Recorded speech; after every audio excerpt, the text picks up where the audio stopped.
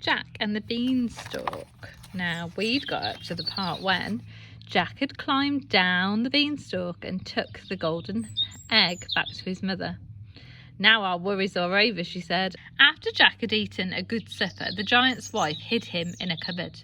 No sooner had she done this when in stomped the giant, roaring, "Fee, fi, fo, fum, I smell the blood of an Englishman. Be he alive or be he dead, I'll grind his bones to make my bread." "Nonsense," said the giant's wife, "you are dreaming," and she set an enormous supper before him. After supper, the giant roared, "Fetch me my money bags." His wife brought the bags and went off to bed.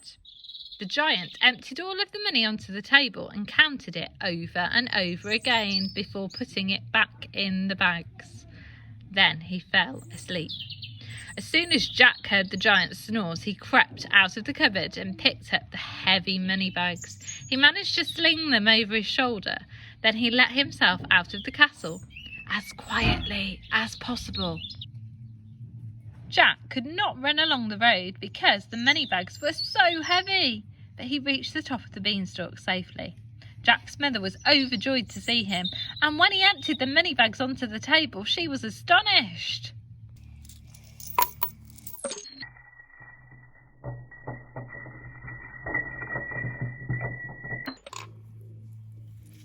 With the money, they built a bigger house, bought furniture, new clothes and food.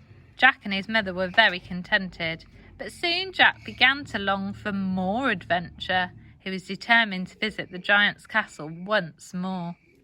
This time, Jack used a different disguise. Once again, Jack climbed the beanstalk, followed the same path and arrived at the castle door. The giant's wife did not recognise him and he begged for a night's lodging. "No, no," she cried. "You can't come in here. The last 2 boys that I took in were thieves. No, no, you cannot come in." Jack begged, and at last the giant's wife took pity on him. She let him in and gave him some supper. Then she hid him in a wash basket in the corner. Soon the giant came home and roared, "Fee, fi, fo, fum, I smell the blood of an Englishman. Be he alive or be he dead, I'll grind his bones to make my bread." "Nonsense," said the giant's wife, "you are dreaming," and she set an enormous supper before him. After supper, the giant shouted, "Bring me my harp." The giant's wife brought a beautiful golden harp and she set it on the table before him. Then she went off to bed.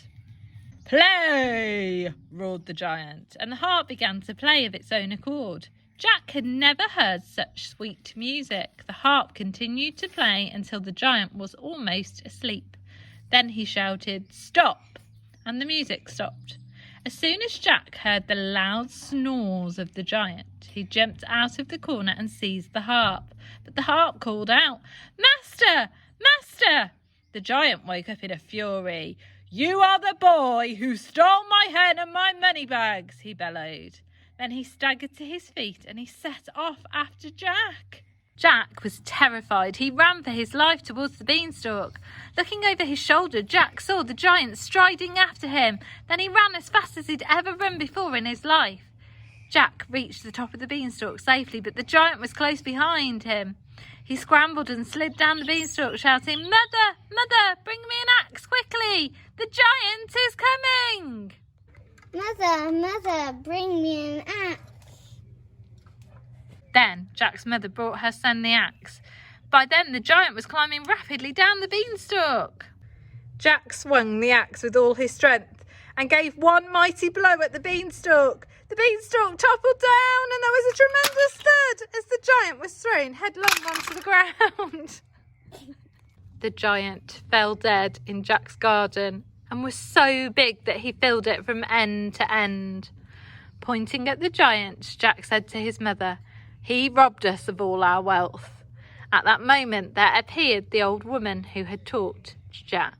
She told him that she was really a fairy and it was she who had made Jack take the magic beans in exchange for the cow. She had wanted him to climb the beanstalk, and she had led him to the giant's castle. "Your troubles are now over," the fairy told Jack and his mother. "You will never be poor again, and you will be as happy as long as you live." And so it was. Jack and his mother lived happily ever after. The end.